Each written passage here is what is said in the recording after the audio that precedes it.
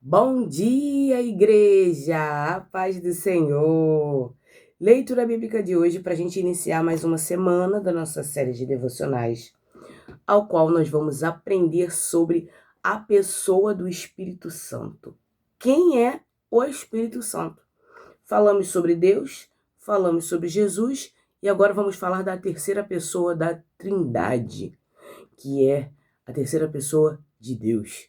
Deus se resume em três que formam um único.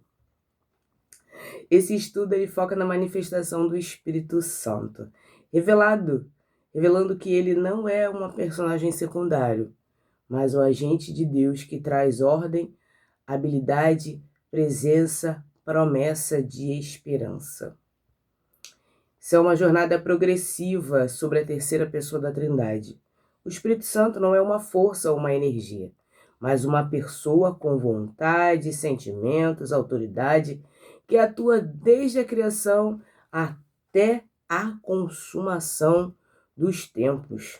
Jesus falou que enviaria o Consolador, e o Consolador é Ele, o próprio Espírito de Deus, que habita em nós, habita na nossa criação, na nossa existência. O Espírito Santo na criação. Vamos mergulhar e conhecer ele lá no Antigo Testamento, porque ele já vem sendo revelado lá também, junto com Jesus Cristo, junto com Deus. O próprio Deus fala dele. E aí nós vamos identificar e vamos ver aonde que o Espírito Santo é mencionado. Aqui eu só trouxe um resumo, mas a gente consegue se aprofundar muito mais, porque tem muito mais coisa dentro das Escrituras Sagradas. E a gente consegue aproveitar de tudo, nem uma vírgula a gente deixa passar. O foco aqui é a presença eterna do Espírito e sua atuação antes da vinda de Jesus. Aqui nós vamos ver ele antes. Depois, conforme o estudo for passando, nós vamos ver ele durante e depois da vinda do nosso Senhor, né? Da primeira vinda, que vai ter a segunda, mas antes da primeira vinda. Gênesis 1, versículo 2. A ordem na terra do caos. Era a terra sem forma e vazia. Trevas cobriam a face do abismo, e o Espírito de Deus se movia sobre a face das águas. O termo hebraico ruach pode significar vento, sopro ou espírito.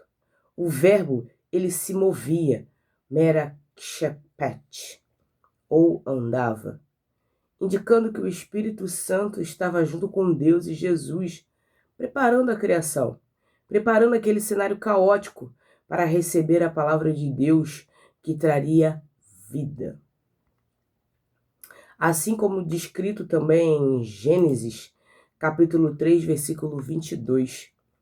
Então disse o Senhor Deus: agora o homem se tornou como um de nós, conhecendo o bem e o mal.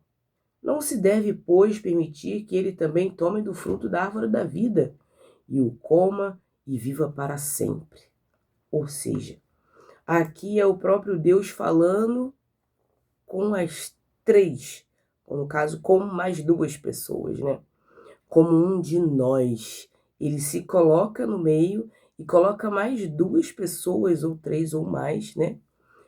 Mas assim, seguindo o texto, né? Ou seguindo a história de Deus, seguindo a história dos evangelhos, nós vemos que tem Deus, Jesus e o Espírito Santo. Vemos três ali. Então, a gente fica nesses três aí, que é Deus, Jesus e o Espírito Santo, para a gente não aumentar e diminuir a palavra, porque ela é certeira.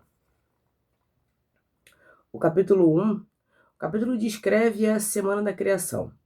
Deus fala, e através de sua palavra, o Espírito, o nada se transforma em um universo organizado.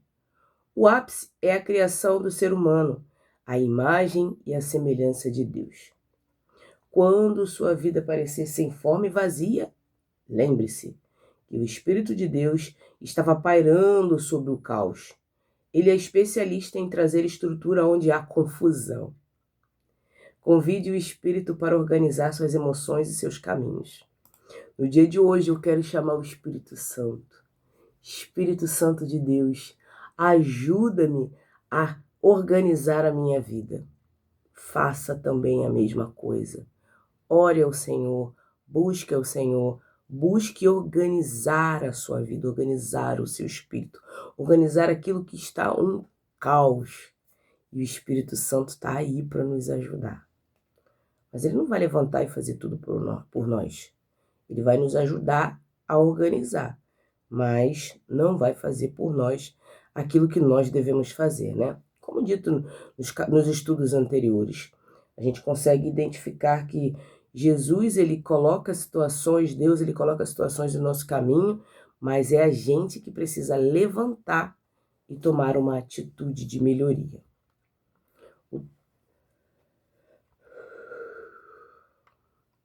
O Espírito Santo, ele traz ordem ao caos, junto com Deus e com Jesus. Deus não age sozinho. Deus tem a sua equipe, Jesus e o Espírito Santo, que colocam ordem no meio do caos, no meio do caminho errado. Ele que direciona nossos caminhos. E lá em Gênesis capítulo 3, a gente consegue ver que eles três tomam a mesma decisão. Sentam, fazem uma reunião, tá muito certo não. Eva foi lá, comeu do fruto, aí deu para Adão. Adão foi lá, se sentiu na obrigação de comer, porque queria saber o que era, como é que era ser Deus, né? Queria saber das coisas. E aí deu ruim. O que a gente vai fazer? O que a gente vai fazer para ver como que vai organizar esse povo aí? Que esse povo está muito desorganizado. Ah, tá bom, vamos tirar eles do jardim, para eles não ter que comer lá do fruto. Depois que a gente tirar eles do jardim, aí a gente vê o que a gente resolve aí da vida deles. Mas de início, vamos tirar do jardim, porque senão vou comer da árvore da vida e vou viver aí, muitos e muitos anos. E essa não é a intenção. A intenção agora é que o homem tenha prazo de validade. E é isso. E não experimente total poder. Isso quando Jesus voltar, quando Jesus vier nos trazer a redenção completa, aí vai ser diferente. Aí a gente pode ter acesso à árvore da vida, que é Ele mesmo, o próprio Deus, o próprio Jesus. Eles são a árvore da vida e o Espírito Santo. O capacitador de talento, dos talentos, Êxodo 31, versículo 3. E o enchi do Espírito de Deus, dando-lhe destreza, habilidade e plena capacidade artística para todo tipo de trabalho artesanal. Esta é a primeira vez na Bíblia que alguém é descrito como cheio do Espírito de Deus. Aqui a plenitude do Espírito não é para profetizar, mas para a excelência técnica de Bezalel. Ele recebeu uma capacitação sobrenatural para que a beleza do tabernáculo refletisse a santidade de Deus através da matéria, ouro, prata e madeira. Deus designa Bezalel e Aioliabe para liderarem a construção do tabernáculo e seus utensílios. O capítulo também reafirma a importância do sábado como sinal da aliança entre Deus e o seu povo, enfatizando o descanso após o trabalho. Aqui nós vemos um resumo do que se trata o capítulo 31 de Êxodo. Nosso foco é informar que o Espírito Santo, ele é o capacitador de talentos, ou seja, Deus dotou Bezalel com dom, o dom do Espírito Santo. O dom, muitas das vezes, a gente pensa que eu tenho o dom de botar a mão e a pessoa ser curada, eu tenho o dom de orar pela pessoa e a pessoa ficar bem. Eu tenho o dom de... Dom, gente, não é só espiritual. Existe o dom físico também que o Senhor dota a cada um de nós. E esses dons físicos aqui, no caso, é Bezalel recebendo o dom do Espírito Santo para a construção do templo. E hoje, que dons são esses que a gente pode usar dentro da igreja? Temos o dom de falar, temos o dom de ensinar, temos o dom de acalmar uma pessoa, temos o dom de servir. Servir é um dom. Ontem, nosso estudo falou sobre Romanos, capítulo 12, versículo 3 em diante, onde fala sobre os dons espirituais. Obrigada, Giovanni, pela aula. Onde fala sobre os dons espirituais. Os dons são do Espírito. O Espírito Santo nos dota com dons, cada um com um dom diferente do outro. Tem gente que tem dom para ensinar, gente que tem dom para pregar, gente que tem dom para liderar, gente que tem dom para acalmar, gente que tem dom para desenhar, gente que tem dom para construir, gente que tem dom para muita coisa, gente. Para fazer cabelo, para fazer uma unha, para ter o simples fato de ter o diálogo. Então, Deus usa esses dons para ajudar outras almas, para facilitar outras almas a chegarem até Deus, a chegarem até Cristo. Ontem o irmão contou um testemunho de que ele começou a estudar a Bíblia, aí teria uma reunião das mulheres lá na igreja e ele estava colocando gesso na parede. Ele disse que estava tudo torto. E aí começou a chegar os irmãos que estavam trazendo as irmãs para a reunião feminina, né? E a hora estava se estreitando. E esse irmão estava tendo que fazer o estudo da Bíblia. Ele falou, não vou estudar a Bíblia, não. Estou botando minhas coisas aqui. Estava tentando fugir, né, meu irmão? Mas o Senhor tem propósitos. E Ele usa os dons para capacitar e ajudar as almas. Então o irmão chegou e falou, opa, quer uma ajuda aí? O irmão é pedreiro. O irmão Samuel, pedreiro. Conseguiu ajudar o irmão. E, cara, o amor de Deus, ele é constrangedor. Porque ele coloca pessoas no teu caminho que não vão te cobrar nada pela ajuda. É surreal. E assim vai conseguir fazer o extraordinário. Fazer com que, muitas das vezes, almas difíceis que não querem a Cristo, se renderem a Cristo. E isso é fenomenal. Por isso que a gente precisa exercitar nossos dons dentro da igreja. Dentro e fora da igreja também. Principalmente para os de casa, mas para os de fora a gente também precisa mostrar esses dons. Mostrar que o Espírito Santo realmente habita em nossas vidas. E como que a gente vai mostrar? Servindo, usando nossos dons.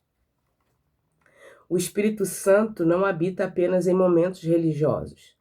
Ele quer encher você para que o seu trabalho, sua arte, na tecnologia, no lar, nos negócios, seja feita com excelência divina. Sua profissão é um lugar de manifestação do Espírito. Aqui vendo o Espírito capacitando o Bezalel para a obra do tabernáculo no Antigo Testamento. O Espírito vinha sobre pessoas específicas para tarefas específicas. Hoje, depois da vinda de Jesus, todos nós temos o Espírito Santo.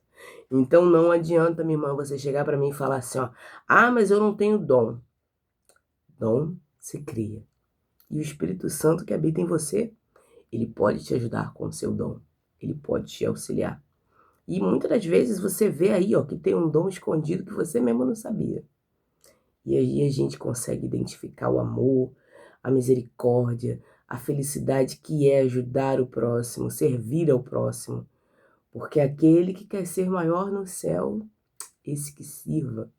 Então, vamos servir ao Senhor, vamos buscar ao Senhor, que Ele nos capacita dia a dia.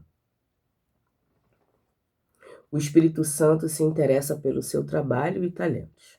Peça a Ele sabedoria para exercer a sua profissão com excelência divina. É o que eu mais peço a Deus, Senhor, me capacita para eu conseguir fazer com excelência o meu trabalho. Salmo 51, 11. A necessidade da presença. Não me expulse da tua presença, nem retires de mim o teu Espírito Santo, teu Santo Espírito. Davi escreve este salmo após seu pecado com Batseba. No Antigo Testamento, o Espírito Santo vinha sobre reis e juízes para capacitá-los ao governo, mas podia ser retirado em caso da desobediência, como ocorreu com Saul. Davi não teme perder o reino, mas teme perder a comunhão íntima com Deus. Esse é o nosso papel, esse é o nosso caminho. Devemos ter todo o cuidado para não perder a presença de Deus, para não perder o Espírito Santo. Porque quando a gente se coloca para Deus, Ele nos capacita, Ele cuida da nossa caminhada, Ele cuida das nossas tarefas, Ele cuida da nossa vida, Ele nos ajuda. E é fundamental isso, por quê? Porque precisamos de Deus. Aqui o capítulo 51 de Salmos é um salmo de arrependimento, é o maior salmo de arrependimento da Bíblia. Davi reconhece o seu pecado, clama pela misericórdia de Deus, pede a purificação do coração, cria em mim, ó Deus, um coração puro. E promete ensinar os caminhos de Deus aos pecadores após ser restaurado. Ou seja, ele viu o seu erro, se arrependeu e viu que o seu erro poderia afastá-lo de Deus. E esse era o maior medo desse salmista. Era o maior medo de Davi. Ele não queria, de forma nenhuma, perder a presença de Deus. Porque foi o próprio Deus que deu o reinado para ele. E através desse reinado, ele poderia proclamar cada vez mais o nome de Deus. Imagina se hoje a nossa presidência, ela se convertesse, o nosso presidente ele se convertesse a Cristo e passasse a falar de Jesus. Davi queria ser um homem segundo o coração de Deus. Ele era o homem segundo o coração de Deus, porque aonde ele ia, ele exaltava o nome de Deus. Imagina, o líder de hoje, o líder de todas as nações, se convertessem a Cristo, entregasse sua vida a Cristo e mudasse, fizesse do seu governo um governo voltado para Deus, em agradar a Deus, em fazer a vontade de Deus. Seria tudo muito diferente. Para o cristão hoje, o Espírito habita em nós permanentemente. João 14,16. No entanto, o pecado contínuo entristece o Espírito e apaga nossa sensibilidade à sua voz. Nossa maior oração deve ser pela manutenção de uma comunhão limpa, vibrante com Ele, com o Espírito de Deus. Ou seja, temos o Espírito Santo hoje enraizado em nossas vidas, mas com nossa má conduta e nosso pecado, a gente consegue afastar o Espírito Santo das nossas vidas. A gente não vai afastá-lo, retirá-lo, mas ele vai enfraquecendo. É como se o pecado ganhasse uma força e sufocasse o Espírito. E pouco a pouco o Espírito vai ficando tão embarreirado, que a gente não consegue mais distinguir a voz do Espírito. A gente não consegue mais ouvir a voz do Espírito. E a gente só ouve nossos próprios desejos, nossas próprias vontades. E o Espírito Santo, ele vai se mortificando, né? Vai ficando fraco. Vai chegar um ponto que ele não vai conseguir nem mais falar. De tamanho pecado que a gente está. Por isso, devemos retroceder ao pecado. Não viver em pecado, mas buscar nas Escrituras Sagradas o que o Espírito Santo quer para nossas vidas. Davi reconhece que a comunhão com o Espírito é o seu bem mais precioso. Diferente de hoje, no Antigo Testamento, o Espírito poderia se retirar após um pecado persistente. Valorize a presença de Deus acima de qualquer bênção material. A sensibilidade ao Espírito é o que mantém o cristão no caminho. Joel 2:28. A promessa da democratização. Depois disso, derramarei do meu Espírito sobre todos os povos. Seus filhos e as suas filhas profetizarão, os velhos terão sonhos, os jovens terão visões. O profeta Joel olha para além do tempo. No Antigo Testamento, o Espírito era um privilégio de poucos, profetas, reis, sacerdotes. Joel profetiza uma nova era onde a barreira da idade, gênero, classe social seria rompida. O Espírito seria derramado generosamente sobre toda a carne, toda a humanidade que crê. Joel capítulo 2 começa com um alarme sobre o dia do Senhor e uma praga de gafanhotos simbolizando o juízo. Deus então chama o povo ao arrependimento sincero. Rasguem o coração e não as vestes. O capítulo termina com a promessa da restauração física e espiritual, o derramamento do Espírito. Quando Jesus entrega a sua vida, ele manda para nós o Consolador. E quando manda o Consolador ele não é alguém que vai sair, mas alguém que vai permanecer. Ele pode ser calado, mas não retirado. Entende? Exceto se a gente for por umas vias aí que não é muito certo. Mas mesmo assim a gente pode se arrepender e pode ter o dom do Espírito Santo novamente. Você faz parte do cumprimento desta promessa. Não há subcristãos. Seja você jovem ou idoso, homem ou mulher, o Espírito Santo está disponível para lhe dar visão, direção, voz, para influenciar o mundo ao seu redor.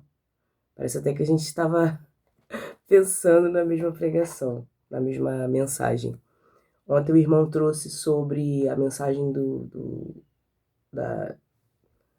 culto, foi sobre as influências. Quem tem influenciado a sua vida? Quem tem direcionado as suas escolhas? Será que suas escolhas estão sendo baseadas no Evangelho? Ou será que suas escolhas estão sendo baseadas no influenciador errado, que indica coisas erradas, coisas ilícitas?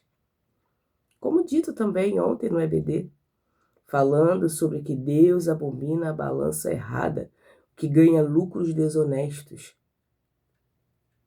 Jesus, Deus e o Espírito Santo têm um único propósito: nos providenciar a salvação. E nos providenciando a salvação, nossa vida é ter uma vida direita, decente. Uma profecia messiânica que aponta para a democratização do Espírito. Ele não seria apenas para reis e profetas, mas para todos os servos, todas as pessoas que se colocam como servas do Senhor. Você vive no tempo do cumprimento desta promessa. O acesso ao Espírito está disponível a você no dia de hoje. Independente do seu cargo, do seu status, da sua classe, da sua cor. O Espírito Santo hoje é para mim e é para você, é para todos. O Espírito Santo é o agente da criação e a fonte da capacitação extraordinária. Ele prepara o cenário para a redenção. Aqui o estudo ele mostra a evolução da atuação do Espírito Santo. Ele começou pairando sobre a criação física para trazer ordem. Ele passou a equipar indivíduos para serviços específicos de excelência. Ele se tornou o tesouro indispensável para a alma do crente, como visto em Davi. E, finalmente, ele foi prometido como um presente acessível a todos, sem distinção. O Espírito Santo, no Antigo Testamento, preparou o coração do homem para entender que a vida com Deus não é feita de ritos externos, mas de uma capacitação e presença interna que transforma o caos e a beleza. Quando o Espírito Santo habita dentro de nós, nossa vida, por consequência, será diferenciada. Amém? Vamos orar? Paizinho amado e querido Deus, graças te damos por mais um dia que se chama hoje, Senhor. Graças te damos, Pai, porque teu amor é grande e a tua misericórdia é maior ainda. Tome-nos em tuas mãos, dirija a nossa vida, perdoe nossos pecados. Obrigada, Senhor, por mandar o Espírito Santo para nos mostrar, nos alertar, nos direcionar e nos mostrar para onde queremos ir e como devemos ir. Perdoe nossos pecados e nossas falhas, Pai. Dirija nossos caminhos. Hoje eu oro e já te agradeço em nome de Jesus. Amém.